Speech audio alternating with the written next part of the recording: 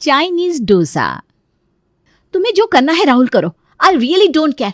और वैसे भी मेरी जॉब हो गई है, मैं चाइना शिफ्ट हो रही हूँ। भाड़ में जाओ तुम, भाड़ में जाए तुम्हारा प्यार। अब मैं तुम्हारे लिए वेट नहीं करने वाली। अपने घर के हॉल में बैठी प्रिया ये बातें कहकर अपने बॉयफ्रेंड राहुल का फोन कट कर देती है, जिसे सुनकर उसकी माँ कहती है, ये क्या तरीका है किसी से बात करने का प्रिया? वो तो राहुल है जो तेरी बातें सुन लेता है, कोई और रहता ना तो सुना देता उल्टा। आ जाती अकल ठिकाने। और तू ये क्या फेंक रही थी उसे?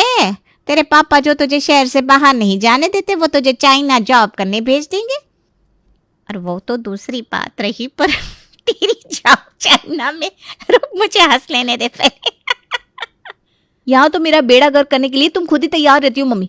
जा तो रहे हैं ना हम भैया की शादी में चाइना। अरे वो तो 7 दिन के लिए, जिसमें जाना आना रहना तीनों इंक्लूडेड है। और वो भी इसलिए क्योंकि तेरी बुआ हमारी टिकट्स करवा रही है, वरना अभी हम जाते क्या चाइना इतने पैसे लगाकर। ये तो तुम जानती हो मम्मी कि चाइना हम बुआ के पैसे की टिकट से जा रहे हैं, उनके बेटे की शादी में जा रहे हैं। पर ये बात राहुल तो नहीं जानता ना। जैसे ही टिकट्स और फ्लाइट्स की फोटो डालूंगी ना, दिल दहल जाएगा उसका। और जो चुप बैठा है ना, वो पिछले 5 सालों से सीधा पापा मम्मी से हमारी बात कर लेगा और मेरी शादी हो जाएगी। वरना जितना डरपोक वो है ना, उससे नहीं होने वाली बात घर पर। एक करंट जरूरी है। अच्छा, आइडिया बढ़िया लगा लेती है तू, मैं ही समझ नहीं पाई। और जैसे ही प्रिया फ्लाइट में बैठती है, न्यू बिगिनिंग लिखकर फोटो अपलोड कर देती है, जिसे देखकर राहुल के तो तोते उड़ जाते हैं। ठीक हुआ तेरे साथ, देख ले निकल गई ना भाभी हाथ से। अरे भाई, इतने सालों से लड़की तुम्हारे लिए बैठी हुई थी और तुम थे कि घर में तुम्हारा मुंह खुल ही नहीं रहा था। अब वो चाइना में जॉब करेगी, वहाँ कोई अच्छा चीनी लड़का मिल जाएगा, दोनों शादी करके वहीं सेटल हो जाएंगे। ना वापस इंडिया आना होगा, ना राहुल को देखना। अरे मेरी ही गलती हो गई यार, मेरी ही गलती हो गई। मैं तो सेटल हूँ, घर का बिजनेस है। मुझे पहले ही प्रिया से शादी कर लेनी चाहिए थी। अगर उसने जॉब ज्वाइन कर ली तो। और राहुल की टेंशन बढ़ाती हुई अगले ही दिन एक ऑफिस के बाहर की फोटो खींचकर प्रिया अपलोड कर देती है। New life. नहीं नहीं नहीं, तुम मुझसे दूर नहीं जा सकती प्रिया। संकेत, तू दुकान संभाल, मैं अभी आया। घबराता हुआ राहुल भागते हुए नीचे दुकान से ऊपर अपने पापा मम्मी के पास जाता है और कहता है, मम्मी मुझे एक लड़की से प्यार है और शादी करूंगा तो मैं उसी से। उसका नाम प्रिया है और फिलहाल वो चाइना में है। तुमने चाइनीज लड़की पटा ली बेटा? ऐसे संस्कार तो मैंने तुझे नहीं दिए थे। हाँ, तो मेरे बेटे में किसी चीज़ की कमी है क्या? वैसे कैसी दिखती है, क्या करती है? आपको कोई एतराज़ नहीं है मम्मी? आप तो कहती थी कि अपने पसंद की लड़की ले आएगा तो टांग तोड़ दूंगी। अरे बेटा, वो तो मैं पहले कहती थी। अब पढ़ने की उम्र में तू लड़कीबाजी करेगा, ये शोभा देता है क्या? बच्चों को डराने के लिए कहना पड़ता है। खुली छूट दे देती तो तू 16 की उम्र में ही लड़की ले आता। वैसे बिना तेरी कुंडली में लिखा हुआ था छोटी उम्र में तू शादी कर लेगा, इसीलिए हमें सख्ती बरतनी पड़ती थी। मैं तो चला रिश्तेदारों को बताने कि चाइना में रही लड़की को ला रहा है मेरा राहुल। जो लड़के बड़े बड़े कॉलेज में पढ़कर ना कर सके, वो मेरे बेटे ने राशन की दुकान में बैठकर कर दिया। अपने घर वालों को राजी करने के बाद राहुल सीधा प्रिया को फ़ोन करता है। मुझसे बहुत बड़ी गलती हो गई प्रिया, तुम वापस लौट आओ, मैं शादी तुमसे ही करूँगा। पागल हो क्या राहुल? मेरी जॉब है, अभी मैं एग्रीमेंट साइन करने वाली थी। अगर साइन कर दिया होता तो मैं तो 5 साल तक नहीं लौट सकती थी। कितने की नौकरी लगी है तुम्हें? मैं दे दूंगा पैसे, तुम आ जाओ यार प्लीज। तुम्हें हमारे 5 साल के प्यार का वास्ता, आ जाओ। अब आया ना ऊंट पहाड़ के नीचे। तुमने प्यार का वास्ता दिया है इसलिए लौट रही हूँ, वरना इस बार मैं वापस नहीं आने वाली थी। अब तो बस हर तरफ प्रिया के ही चर्चे थे। आज चाइना से लौटी प्रिया को देखने के लिए राहुल के परिवार के साथ उसके अड़ोस पड़ोस वाले दूर दूर के रिश्तेदार भी आए थे। प्रिया भी कुछ कम नहीं थी। खुद को चाइना रिटर्न प्रूव करने के लिए प्रॉपर चाइनीज कपड़ों में तैयार होकर प्रिया बाहर आती है। हाय हाय, हाउ मैं? शायद प्रिया आपको बुला रही है, माँ कह रही है। नहीं नहीं आंटी जी, मैं मम्मी को नहीं बुला रही हूँ, मेरी गलती होगी। चाइनीज़ में ना मैंने आपको हाय कैसी हैं ये पूछ लिया। वो क्या है ना, चाइनीज़ बोलने की आदत ऐसी हो गई है कि। देख रहे भाई साहब, ये मेरी होने वाली बहू है। आप तो कहते थे राहुल को 70 की उम्र से मैंने गले पर बिठा दिया, क्या कर पाएगा वो। चीन से बहू लेकर आ गया मेरा बेटा, और हमें ताना देने वालों के बच्चों को ना नौकरी मिली ना छोकरी। इतने साल से चीन में रही है कि हिंदी तक बेचारी भूल गई है। कोई बात नहीं बेटा, उतना है। मेरे बिना दूर का एक साला फ्रांस में रहता है, पर वो हमसे हिंदी में ही बात करता है। करता होगा अंकल जी, वो क्या है ना, आपका साला किसी छोटे मोटे पेट्रोल पंप में काम करता होगा। मैं कंपनी में काम करती हूँ ना, वहाँ हमें इसी भाषा में बात करनी होती है, इसलिए। खैर बातों बातों में मैं तो नाश्ता लाना ही भूल गई। ऐसा खाना लाना बहू कि हम खा सके। पता चला तुम वो लंबे लंबे डंडे लेकर आ गई और खाने को दे दिया ताकि हम खा ही ना सके। डंडे? You mean chopsticks? हाँ हाँ, वही वही।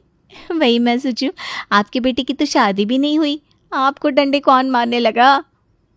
क्या लड़की पसंद की है राहुल ने, ये तो धोती खोल रही है सबकी। मजा ही आ गया भाई। चीन और भारत का मिश्रण है मेरे और राहुल की जोड़ी। इस कायदे को बरकरार रखकर ही कुछ बनाऊंगी आंटी जी, आप फिक्र मत कीजिए।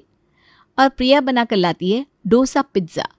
हाँ हाँ, बिल्कुल सही सुना आपने, भारत का डोसा और चाइनीज फिलिंग के साथ। ये क्या, इस डोसे में तो मसाला नहीं है। ये वेजीज, ये चीज़ ही तो है मसाला अंकल जी। हाँ, आप बिना हद करते हो। मेरे अंदर छुपा चीन भी आपको देखना है, और खाना आपको पूरा देसी चाहिए, ताकि आप फिर मेरे चाइना रिटर्न होने पर सवाल उठा सके। वैसे ये पिज्ज़ा डोसा का कॉन्सेप्ट प्रमोद भी समझ नहीं पा रहा था, पर सभी के सामने उसे अपनी इज्जत भी तो रखनी थी। क्या लाजवाब चीज बनाई है बहू तूने, मजा आ गया। भाई साहब को रहने दे, वो कभी विदेश नहीं गए ना, इसलिए उन्हें समझ में नहीं आएगा ये कॉन्सेप्ट। कुछ ऐसे सभी के सामने प्रमोद की इमेज बन जाती है और रिश्ता पक्का हो जाता है। कुछ दिनों बाद अच्छी तारीख देखकर प्रिया और राहुल की शादी करवा दी जाती है और चाइना रिटर्न प्रिया अपने ससुराल आ जाती है। सवेरे सवेरे तैयार होकर प्रिया अपनी फ्रेंड प्रीति को वीडियो कॉल करके अपना आफ्टर मैरिज लुक दिखाती है। लग रही हूँ ना मैं बिल्कुल सीधी सादी सावित्री टाइप की? वही तो, तू ऐसी क्यों लग रही है बहन, पागल हो गई है क्या तू? अरे मुझे लगा मुझे इस लाल साड़ी, बिंदी और चूड़े में देखकर तू बड़ी खुश होगी, पर तू तो मुझ पर ही भड़क रही है। हाँ, क्योंकि तुम जैसी लड़कियां होती हैं जो लड़कों के सामने बिछ जाती है। अरे भाई, राहुल को 5 साल लगे अपने घर वालों को तेरे बारे में बताने में, और तू एक बार में ही अपनी चीन रिटर्न की इमेज को पानी पानी कर देना चाहती है। एक बार उसे समझ में आ गया ना कि तू पूरी तरह उसकी हो चुकी है, उसके बाद तो नीचे राशन की दुकान से ऊपर राशन आएगा और तू खाना बनाएगी, राशन आएगा और तू खाना बनाएगी। राशन आएगा और मैं खाना बनाऊंगी? नहीं तो क्या, पूरी जिंदगी तेरी रसोई में चली जाएगी। तो समझ ले, जब तेरी इस चीन रिटर्न वाली इमेज को मेंटेन करना है, तभी तेरे ससुराल में तेरी इज्जत बरकरार रहेगी, वरना घर वही वही चौबारा, वही वर वही नारा। प्रीति की बात सुनकर प्रिया घबरा जाती है और लाल साड़ी खोलकर बिल्कुल चाइनीज गुड़िया की तरह स्कर्ट पहनकर तैयार होकर किचन में जाकर नूडल्स बनाने लगती है। अरे वाह भाभी, आपने तो मेरा दिल जीत लिया। पहली बार में ही नूडल्स में मजा आ जाएगा आज तो। पहली बार पराठे के अलावा इस रसोई में कुछ बन रहा है। ज्योति बाहर हॉल में जाकर सभी को इस बारे में बताती है। इस उम्र में मैदा उतना हजम तो नहीं होता, पर ठीक है, शादी में चाउमीन की क्वालिटी कुछ अच्छी नहीं थी। चाउमीन खाकर मन को तृप्ति नहीं हुई थी, अभी खा लेंगे तो मन पूरा हो जाएगा। हाँ, तू भी खाना राहुल, वरना बेकार में बहू का मन छोटा हो जाएगा। कुछ देर बाद प्रिया रसोई से बाहर डोसा बनाकर लेकर आती है। प्रिया ने तो डोसा बनाया है ज्योति, तुम तो कह रही थी तुम्हारी भाभी नूडल्स बना रही है। लगता है तुम्हारे दिमाग में हर वक्त सिर्फ नूडल्स ही घूमते रहते हैं। और ये कैसे कपड़े पहने हैं प्रिया तुमने? हो गया, चले गए मेहमान, अब तो हम घर में हैं। हमारे सामने ये क्या तुम चाइनीज भेस बनाकर आ गई? एक मिनट राहुल, चाइना के भेस से क्या मतलब है तुम्हारा? अरे चाइना में रह कर आ रही हूं मैं, वहां के लोगों से अभी भी बात होती है मेरी। चाइना मेरे अंदर है, समझ में आया तुम्हें? सभी खाना खाना शुरू करते हैं। तो ये रहे नूडल्स, देख बहू, गलती से तूने डोसे के अंदर चाउमीन भर दिया। ओह गॉड मम्मी जी, ये चाइनीज डोसा है, छाव डोसा कहते हैं इसे। मैं तो इस डोसा के अंदर से चाउमीन बाहर निकाल कर खा रही हूँ बाबा। तुम ऐसा नहीं कर सकती ज्योति, आज से तो मेरे चाव डोसे की इंसल्ट होगी। खाना है तुम्हें अगर इस खाने को तो ऐसे ही खाना होगा। सभी की प्लेट पर नजर रखी हुई प्रिया वहीं खड़ी हो जाती है और ना चाहते हुए भी सभी को चाव डोसा खाना पड़ता है। सभी को चाइनीज डोसा खिलाने के बाद प्रिया वापस अपने कमरे में आ जाती है और प्रीति को कॉल लगाती है। एक मिनट, क्या बताया तूने? जीजू ने क्या कहा? हमारे सामने ये भेस बनाने की क्या जरूरत है? भेस बनाना मतलब तो एक्टिंग कर रही है? अरे चाइना का कहकर तू पिछली वाली गली में तो नहीं गई थी? अरे भाई, आदमी यहाँ 2 दिन दूसरे शहर रहकर आता है तो वहाँ की बोली बोलने लगता है। तू तो चाइना गई ही थी। अभी से तेरे रियलिटी पर सवाल उठा रहा है, न जाने बाद में क्या होगा। इन ससुराल वालों का कुछ नहीं हो सकता। अरे हाँ, ये तो मैंने नोटिस ही नहीं किया था प्रीति, तुम बिल्कुल ठीक कह रही हो। बेकार में मैं इन लोगों के आगे पीछे बिछ रही थी। अब इन्हें पता चलेगा कि चाइना से बहू रानी लाने का हश्र क्या होता है। दोपहर को दुकान से आकर राहुल प्रिया से कहता है, एक काम करना प्रिया, आज रात को पैनकेक्स बना लेना। ज्योति का बड़ा मन है, बेचारे का चाउमीन का भी मन रह गया था, तो कम से कम पैनकेक्स तो खा लेगी। हाँ राजा जी, आपके लिए तो मैं केक्स बना ही दूंगी। रात को सभी खाने के टेबल पर बैठे खाने का इंतजार कर रहे थे और प्रिया सभी के लिए बनाती है चाइनीज डोसा केक। ये क्या है भाभी? सफ़ेद पैनकेक? हाँ, हमारे चाइना में ना ऐसे ही डोसे के बैटर से पैनकेक बनते हैं। फिर तो ये पैनकेक क्या हुई? ये तो इडली हो गई। इडली मीठी होती है क्या? ये मीठी है। हे राम, अब ऐसे इडली समझ के खाना भी मुश्किल है। बेड़ा गर्क कर दिया तूने बहू। अब तू चाइना में नहीं है, आ गई है तू वापस। अब ये तेरा ससुराल है, भूल मत। हर वक्त हम चुपचाप तेरे चाइनीज डोसे की वैरायटी खाते रहते हैं। इसका यह मतलब थोड़ी ना है कि तू इस हद तक गिर जाएगी। अब से चाइनीज डोसा बनाने की कोई जरूरत नहीं है, मैं नहीं खाने वाली। ऐसा कहकर आज पहली बार हमेशा अपनी बहू को सपोर्ट करने वाली मनीषा गुस्से में कमरे में चली जाती है। पर प्रिया को तो जरा भी पछतावा नहीं होता। अगली सुबह मनीषा ही सभी का नाश्ता बनाती है, जिसे देखकर प्रिया को बड़ा बुरा लगता है और वो सोच में पड़ जाती है। मुझे अपने ससुराल में अपनी इज्जत रखनी थी, मम्मी जी को रसोई में थोड़ी ना भेजना था। अब क्या करूं, समझ में नहीं आ रहा। प्रीति से ही बात करनी होगी। और परेशान प्रिया प्रीति को कॉल लगाती है और हमेशा की तरह प्रिया के जीवन में तीली लगाने वाली प्रीति एक नए आइडिया के साथ तैयार हो जाती है। तेरे ही आइडिया के कारण आज मेरी और राहुल की शादी हो पाई है प्रीति। अब मेरे ससुराल के ड्रामे को भी तू ही ठीक करेगी। मुझे बताना यार प्रीति, क्या करूं मैं? तेरे कहने पर मैं चाइनीज तो बनाती रही, पर आज तो हद ही हो गई। मेरी सास खुद ही किचन में चली गई और नाश्ता बना लिया। और अगर मुझे काम करने का मौका नहीं मिलेगा तो कैसे मैं सबको ये दिखा पाऊंगी कि मैं चाइना रिटर्न हूँ?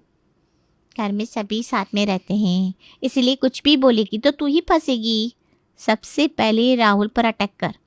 दोपहर को उसे खाना खाने ऊपर आने ही मत दे और कोई डिश बनाकर तू ही दुकान पर ले जा। अब स्टाफ को भी तो पता चले भाई भाभी विदेश से आई है। बेसन के डोसे के अंदर समोसे भरकर प्रिया नीचे राहुल के पास दुकान में ले जाती है और राहुल के साथ साथ कस्टमर और स्टाफ को वही डोसा खिलाती है। डोसे के अंदर बहुत कुछ देखा है, पर ये समोसा पहली बार देख रहा हूँ भाभी। देख लिया राहुल, एक बाहर वाले हैं जो मेरे चाइनीज डोसे की तारीफ करते हैं और एक तुम हो जिसे मेरा डोसा ही नहीं खाना।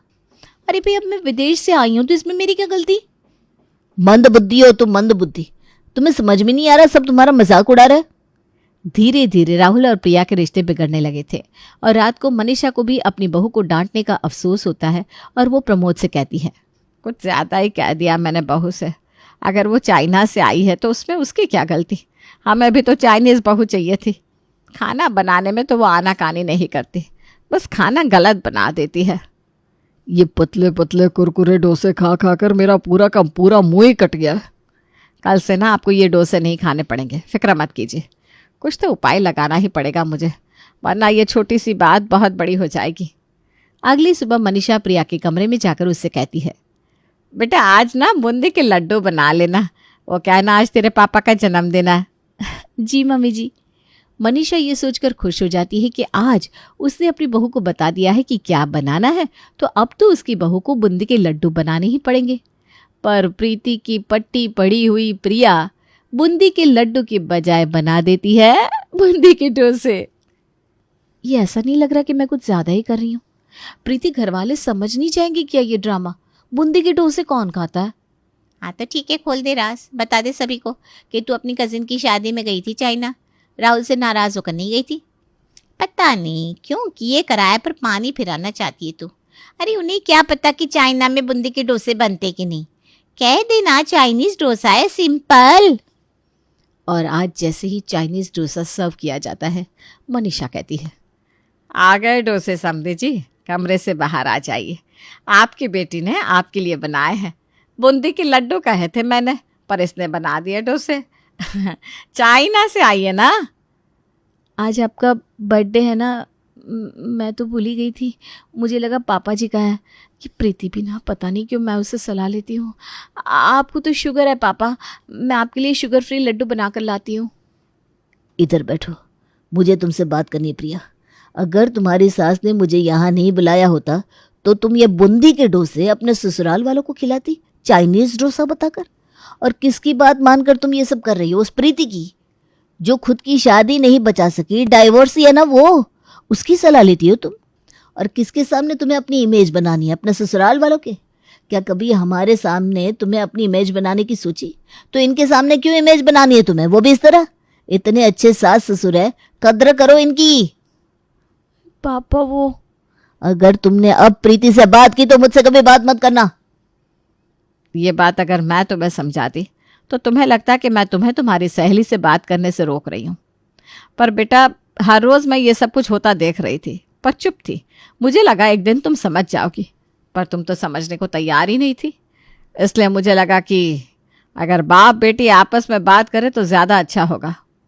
जहाँ मनीषा एक अच्छी सास होने का फ़र्ज़ निभाती है, वहीं मुरारी एक अच्छा पिता होने का फ़र्ज़ निभाता है। जैसे ही प्रिया प्रीति से बात करना छोड़ती है, अपने आप लाइन पर आ जाती है और राहुल का परिवार खुशहाल हो जाता है।